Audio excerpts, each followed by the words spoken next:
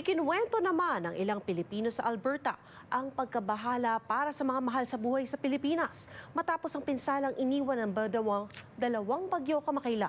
Mga bagyong mas lumala pa at lumala pa raw dahil sa climate change ayon sa isang bagong pag-aaral. May report si Teresa Redula. Isang nakakagulat na eksena para kay Kenneth Joy Tungkol.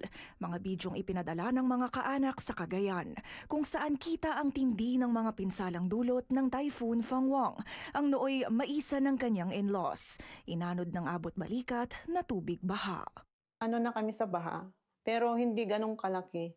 Pero yung ngayon, nakakabigla lang kasi halos umabot na sa kalsada. Talaga yung baha. Lubog lahat.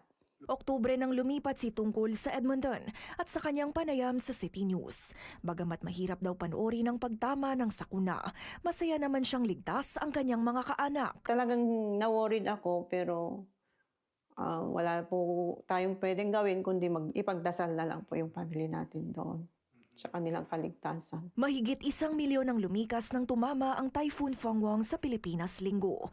Pero ang ilang bahagi ng bansa, sinusubok pang bumangon mula sa nauna pang bagyo. Sa report na inilabas ng Imperial Grantham Institute Huwebes, mas lumaki raw ang posibilidad ng mga bagyo at mas tumindi rin ang naging pinsala nito dahil sa fossil fuel-driven climate change. Dahil daw mas uminit ng 2 degrees Celsius ang mundo, nagresulta raw ang mga bagyo tulad ng Fangwang ng 63% more damage kumpara sa pre-industrial climate. Tingin ko din nagkaka-worse yung mga bagyo dahil climate change and kung ano pa. Nakaka-shock at nakakaiyak talaga, to be honest. Kasi nakikita mo yung mga update, nakita mo yung saan papunta yung bagyo, nakikita yung mga video ng mga tao na grabe yung ulan, grabe yung baha.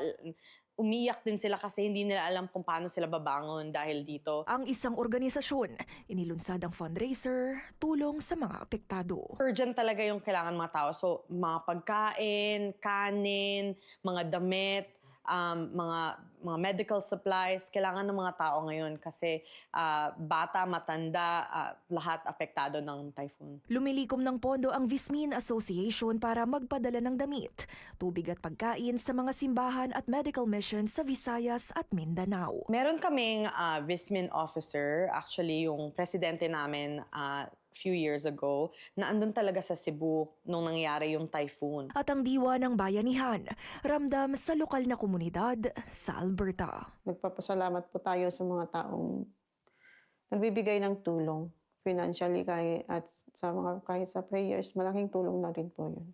Teresa Redula, Omni News, Toronto.